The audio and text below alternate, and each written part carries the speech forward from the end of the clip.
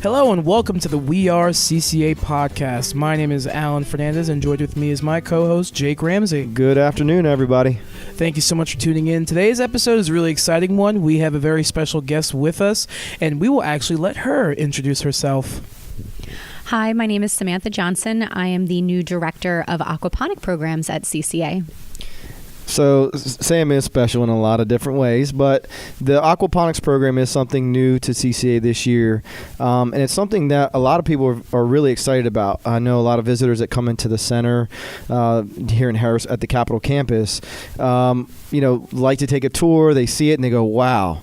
Well, can you talk about just what is aquaponics? Just give us an overview of kind of what it all is. So aquaponics is not something that's new. It's actually been around for thousands of years, but it's becoming more mainstream because the technology is being more fine-tuned. Essentially, aquaponics is the combination of hydroponics and aquaculture.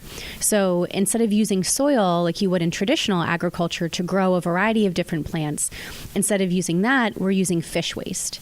That fish waste gets pumped into the beds through a variety of different means. We have multiple kinds going on here at Capitol campus so students can become familiar with it. And then we also have hydroponics going on here at Capitol campus as well. That way students have a good comparison between both types of soilless agriculture. So how did it come to be that you were interested in becoming the director of this program? Great question. I've actually been with Commonwealth Charter Academy for 13 years. I started here as a middle school science teacher back when we were only K-8. We had about 800 students back when I started. My passion lies with science and learning and enabling kids to be better advocates for their planet. So my career has kind of meandered a little bit. I started out with middle school. The plan was that I would go to high school once we added high school grades. I wound up going to elementary as an elementary assistant principal. I served in that role for about 6 years. When this position opened up, it was kind of a combination of everything that I was interested in. It had the science background. I'm a biology major, so that initially I was really jazzed that we were going to have it. So when I found out about it through the grapevine, I had contacted our CEO and COO to let them know, hey, I know I'm in elementary right now as an AP, but if this is something that I can get our elementary kids jazzed up about, I'd be more than welcome to help and volunteer in any way. And as the project grew and it turned out that they needed a position to actually run the entire thing, I wound up applying because I thought that would be a really good niche position for me, and it strives across the board in all of my different passions. Sorry, my phone will vibrate first.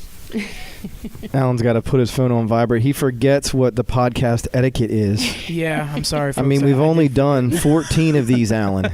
Shiminy Christmas. Guy takes a break for a little while, comes back, and doesn't know what he's doing. We've had a long summer. So, first off, that sounds like a very niche position to be the director of aquaponics. But if you can elaborate, how did CCA even come to have this opportunity to be a part of this field and to have this facility and how do we come about having this opportunity? So we purchased a building here in Harrisburg that could actually house all of our staff, which was exciting in and of itself. We used to kind of be spread all across Harrisburg. For those of you listening, we were kind of all over the place. Now we finally had a designated home, and this home has a ton of space. And when we were exploring different options at the Midtown Drop-In Center, one of the people running that center actually knew of a company called InTag. InTag is a company that does these aquaponic installations all across. And so she wanted them to come in and do kind of a small cart system. Unfortunately, she moved on. She's now working at another school. But the idea really grew roots here with CCA. We got really excited about it. We had that team from InTag come into our new building and kind of do an assessment for us. And we were fortunate enough to get grant money that we could use to actually build a big system. Instead of having a smaller cart, we wanted our students to have more opportunities to be able to get those hands-on skills, because in Pennsylvania there's actually a huge job shortage coming up in the agricultural business, and we thought, hey, we could train them on site here at Capitol. We can develop all sorts of virtual programming so students all across the state can have access, and they can fill those jobs as they come available. where'd the money come from? Like where did it all come from to, develop such because it's the largest aquaponics facility in a certain area, right? For the East Coast for training. Okay. So ours specifically, we're not looking to be able to grow enough produce to produce X amount of money. Yeah. The main focus of our program is training for future graduates. The money came from grants. It did not come from Pennsylvania taxpayer dollars. It came through grant money. Nice. And can you talk a little bit about the facility that was installed? Just just a description of it. Okay. So there are two different portions. The big one, the one that probably everyone is most interested in, is here at Capitol Campus. It's a 6,100 square foot facility. There is a huge growth area where we have 4 different tanks that are running along with nursery tanks that are being built currently. So when the fish get old enough and they're harvested, something is there to replace them. We have all sorts of plants going in there. It is still under construction, so not everything has been installed yet. But right now we're doing 4 different types of basil. We have a microgreen station going. We have tilapia and koi as the main runners of the facility. It will eventually have prawn. We're going to be getting trees in here in about a week and a half. Those are going to include things like palm trees. We're going to have avocado, mango, cocoa. So we're going to have a pretty good variety for kids to learn from. We have a ton of herbs. We have a whole station that's being set up in there for younger students because we really want them to get their hands dirty. We don't want them just to walk through the facility and go, wow, this is really pretty. That's all well and good, but with agriculture, you want to get your hands dirty. So we actually have a station that's lower, so that way the students in grades K to 2, they can actually manipulate things at their own height. They don't need to try and stand on a step stool or do anything like that. We also, in addition to the facility that we have here, the main growth area, we have built an R&D lab, research and development. That way, students can come in, they can do all sorts of testing in a closed environment. We have a tissue culture lab that's almost done being built. It'll probably be another 2 or 3 weeks before that one's fully operational. And then we are also building a genetics lab. That one, they don't have a construction date for me set in stone yet, but we're hoping that that'll be done here before the end of winter. So it's a multifaceted laboratory that is in there. It's not just growing plants in a bed. There are a lot of different pieces of this that are going to be available for students to kind of put their hands on and kind of experience the real world applications of science. I mean, I've always been a real proponent of, especially with science. Science is something that you have to get your hands dirty or, be able to kind of live it and experience it to fully understand maybe some of the concepts that you're learning in your textbooks. And so when you can feel it, when you can touch it, it kind of hammers and cements those things into the students so that they understand it a little bit better. What are some of the things that when a student gets involved with this program, what are some of the things that they can expect to participate in? I've been dubbing it, when I've talked to students and talk with families, is a choose your own adventure. So I mentioned we have this fabulous lab that we're constructing here at Capitol, but we also have a mobile classroom that we're deploying across the state. So you might have students that are really interested in learning more, but they really don't have the time because they're involved with outside activities to really devote to a full class, which is perfectly fine. They can sign up for any type of field trip that's going on across the state. Also, the field trip department this year, they're doing what's referred to as deep dives, where they're doing 3-week-long sessions where they start with a concept. Week 1, week 2, they dive a little bit deeper. Week 3, they dive even deeper. And so each region is doing that one time across the state with the mobile classroom, in addition to the one-off field trips that they're doing as well. So if a student's really interested in learning more, but they just kind of want to check it out, we have fish and we have plants that reside on the mobile that go across the state. So it really is a good example of what aquaculture is, what hydroponics is, what aquaponics is. So that's a really good way to get your hands, dirty. We also have the lab here at Capitol. So if anyone does live in the Harrisburg area, surrounding area, to start, we are offering sessions on Monday, Tuesday, and Wednesday from 9 to 11. And then on Thursday, which is our harvest day, we're going to offer them from 9 to 12. We do have some students that have reached out already to sign up. When you do sign up, there's a lot of different ways that you can go about it. because understanding as well, our students really need flexibility in their schedule. So it is still being built, which is why we only have those few sessions here to start, but they're going to be coming in to learn everything from the basics of what aquaponics is, all of the safety mechanisms that go behind being in a lab.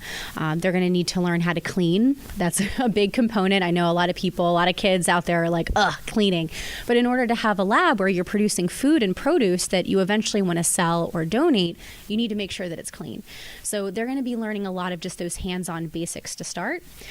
They can do that through volunteering to come into the lab, which is just kind of that base level, hey, Mrs. Johnson, I can come in every other Thursday to help harvest. That's just more or less a volunteer. You can come and help us out. To start, we're donating all of our food to the local food bank. So for students that like to volunteer and give back, that's a good day to volunteer. For those that are interested in diving a little bit deeper, you can also contact your guidance counselor and ask about doing an independent study course. That's an elective credit. Depending on how it's designed, it could be anywhere from a quarter credit, half credit, full credit. It really just depends on what's worked out with the guidance team. We also are offering internships as well.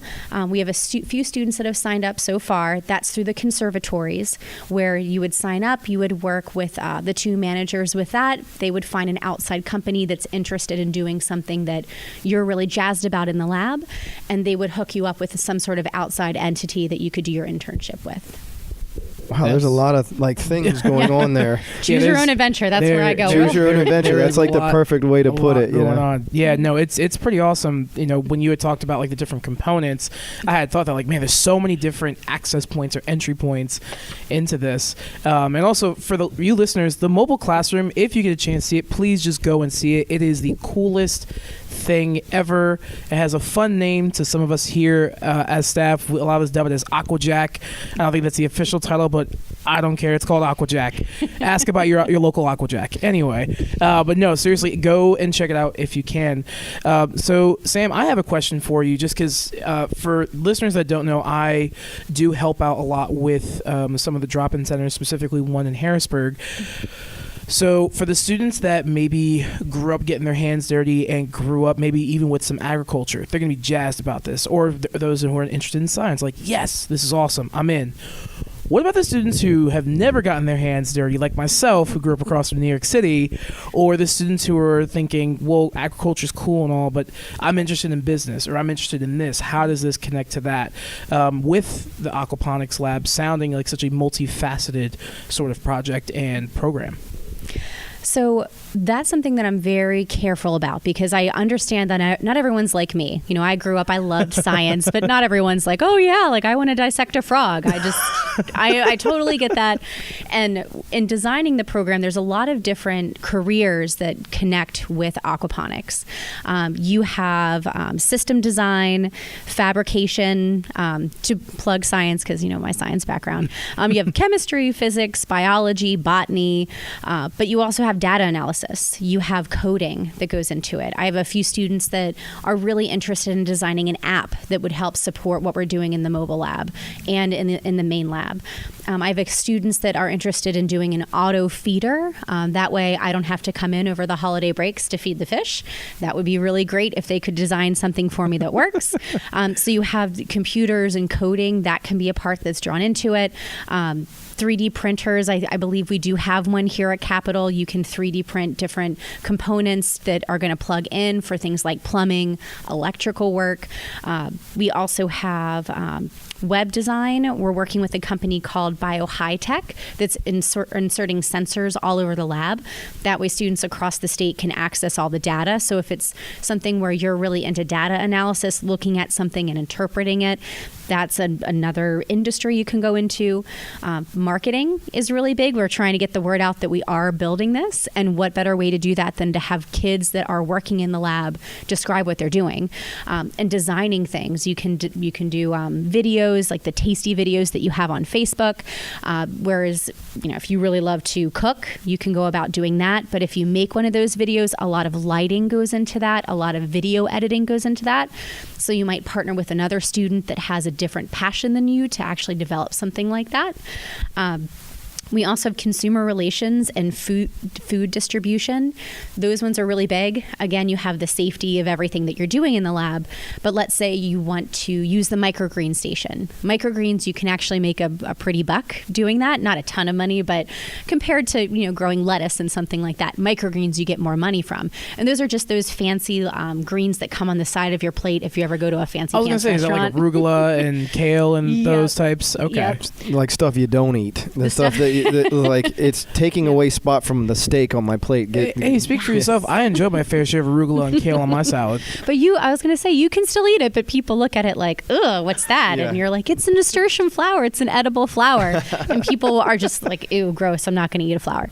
But those are all things that they can learn how to develop that and make it actually a business plan that surrounds it. So they can go out and talk to a Wegmans. They can talk to a restaurant and say, hey, we're growing this. In exchange for you putting our name on your menu, I'll give this to you at a discounted rate. So they can go out there into the real world, helps with their communication skills. Because at the end of the day, we want our kids to be prepared for really anything that they want to enter when they graduate. So if you want to go to college and explore something in the science field, you can do that.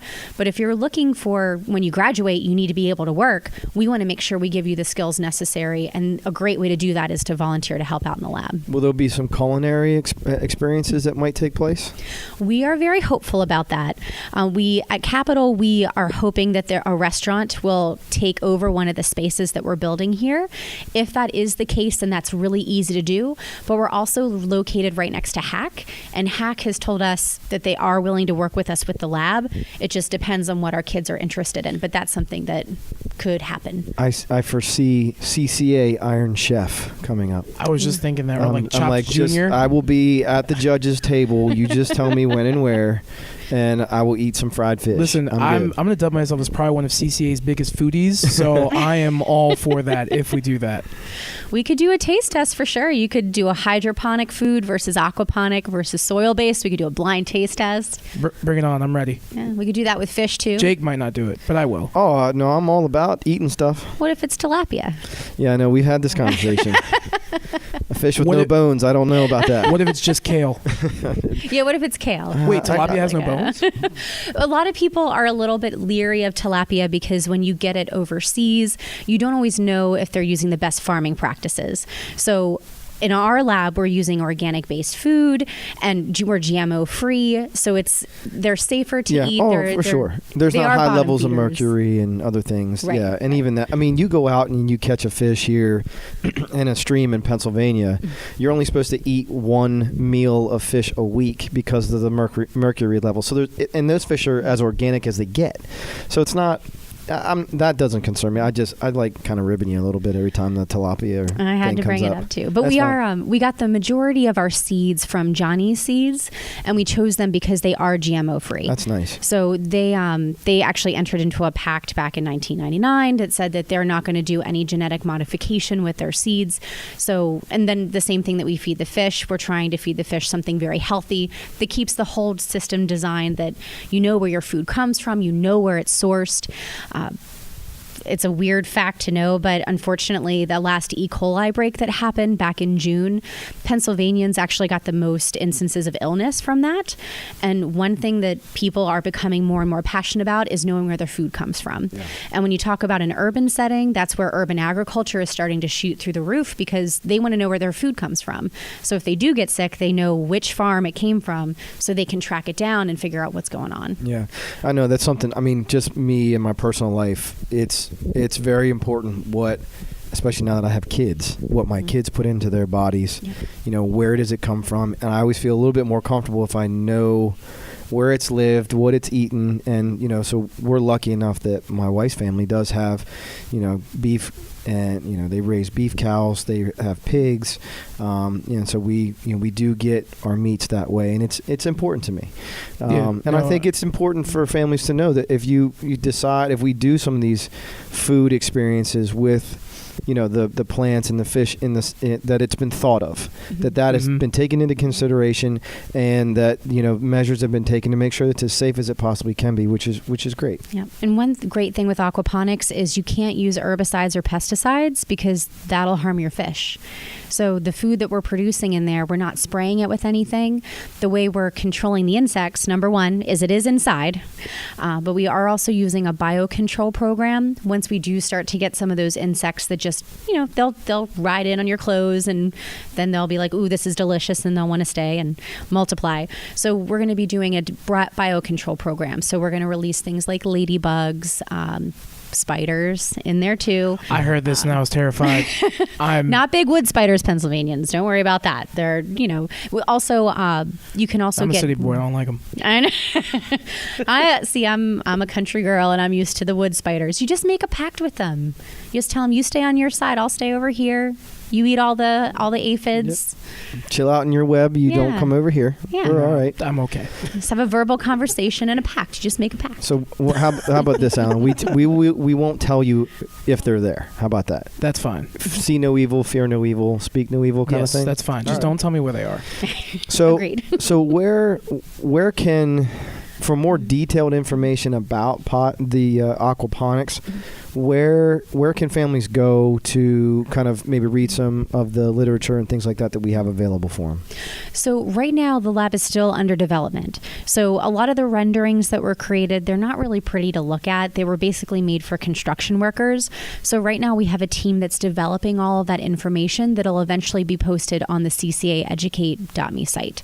So soon they'll have access to that information once they're done inserting all the pictures and typing everything up to make it look pretty. But if they do want more information, they want to seek to volunteer, they can contact me directly. I can definitely help them choose their own adventure, if you will. If you already know after listening to this that you definitely want to do an internship, contact the conservatory managers. If you want to do clubs and activities, those are going to be released on October 1st. And that's usually the easiest way to sign up and get involved is by signing up for the clubs once the clubs are released. And that'll be, they can do that through their Edio account, right? Go into the community page, accessing clubs, and then registering there. Yes, and there'll be an elementary club, a middle school, and a high school club. Okay. So, and then also you said there will be field trips that are already planned. Yep. Those things are available currently or October Yes. 1st? Those are already available. So just like you would view all the field trips in your region, you can already check out and see where it's going to be. Gotcha. You have anything, Alan? Outside of not telling me where the spiders are, I'm okay. No, this is something that is so. Every time there are parents that come in and you tell them about it and they go, "Where is it?" We're like, "It's on site," and they want to see it. And when you walk them in there, they're like, their eyes turn as big as bugs, and they're just really. It's an impressive facility. It really is. Absolutely. But the fact that we even have this, that it was something that has the support from our administrators and our school leaders, and it something that they were excited about and thought that they wanted to bring it here. We got the grant. We did it. We followed through. We put it in. It wasn't something that, well, we're gonna try to do this or try to do that, and then sometimes with a school, it doesn't. The follow through isn't there because it loses steam or whatever. This is something that it's here. It's tangible. You can come in and be part of it, and there's many different ways to engage kids that may not be in the Harrisburg area. You have the mobile aquaponics, the aquajack that can go out and allow them to kind of experience aquaponics in a way that, I didn't even know that this was a thing, to be honest with you. You said it's been around for a long time. It's brand new to me. So, and the more and more I learn about it, the more and more excited I am to see how our students use it, and some of the different programs that you are able to put into place. Knowing your background with the school and knowing that you've been here for as long as you have, I know that your dedication to our students is paramount to anything else. So that's what, when they announced who the new director was, I was really excited because I knew you are a dedicated person to that is dedicated to CCA and the students here. So that's our families are going to benefit from that, I think, in the long run. Yeah, I just can't wait to see kids who have never heard about this get into it. I had spoken to a few high school students in the area who had gotten into aquaponics through other means, and just to see them kind of go into, hey, I've never touched a piece of soil in my life, and then here I am, and I'm like, I want to go study this and do urban agriculture. I think I'm most excited about that, is seeing kids who've never been around this, let alone never gotten their hands dirty, and then think, okay, this might be something. This might be something I can just soar into. And even I myself, as a city slicker, who really has never done anything remotely agricultural, I'm excited for this, just because, again, kind of tying into the responsibility aspect of sourcing. That was something that I got into, and being in this area with the Broad Street Market and local farms and all of that, even someone who doesn't work in that field, there is a connection to that field with me and how I consume in my life and all of this. So to see us kind of fit in where there's a need, even as you said earlier, there's a job shortage. So to fit in a need there, to fit in a need for our students who both grew up in this field and maybe didn't grow up in this field, to have a place to connect, get hands-on, and grow, is just, as you said, it's a very jazzing feeling, like just very jazzed up to see this once it's fully up and running. So I really cannot look forward, I can't look forward to seeing it. You are looking yes, forward. that's sorry. See, I'm the only thing I'm not looking forward to is the spiders, and that's what's tripping me up right now. Well, and don't Other worry, than that, once the spiders eat everything, like the best part of a biocontrol is once you get rid of whatever it is it's eating, then that insect or arachnid also dies off. So best case scenario, we'll never have any insects or arachnids now I'm kind in of sad there. for them now. I may not like them, but I don't want them to pass on like that. Well, I'll give you a little cup. You can collect them and gently place them outside. I think what you were saying, though, Alan, there makes a lot of sense to me too. Just, you don't know what you don't know, and sometimes all it takes is a little bit of access to find a passion that would have gone otherwise undiscovered. Exactly. And so you have students who don't know that they like science because the only thing that they've really been able to use to relate to it are textbooks, and that can only go so far.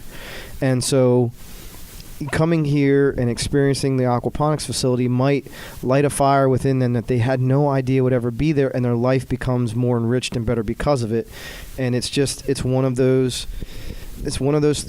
things that it's part of that cycle that you never know where your life's going to turn. And for a lot of students, this could be that thing. This could be that thing that points them in a direction to where they find that passion in life and they pursue it, and their life becomes better for it. And so hopefully, I mean, obviously that's, shooting for the stars, but if you hit the moon, you're okay. Yeah. You know what I mean? If you fall short and hit the moon, that's fine too. So I'm really looking forward to seeing kind of where this goes and how it develops. So anything that you'd like to, pass on to the families that are listening to this about the program and the excitement behind it all? Well, I know I'm personally really excited about it. Everyone that's toured it, students that have volunteered already to work in it, everyone's really excited. It will take some time for our system to get up and running, because anyone that owns a farm or has worked on a farm, sometimes it really is guess and check. We are very fortunate that we have a lot of science driving the whole system, and so we can identify things that go wrong a little bit faster and try and fine tune them. But this year is our learning year, getting students set up, getting them trained, getting them ready to run the system. And then we plan to layer in more and more as the years progress. So eventually there's going to be an elective for aquaponics that students have access to sign up, in addition to the clubs and independent studies and internships. So as the years progress and as we learn what the lab is capable of, there's going to be more and more opportunities for our families. All right. Well, Sam, thank you so much for coming in and doing this. Thank you. Very excited much. about the program. Very much. If you'd like to learn more about the Aquaponics program, check out our blog at ccaeducate.me. And remember, we are CCA.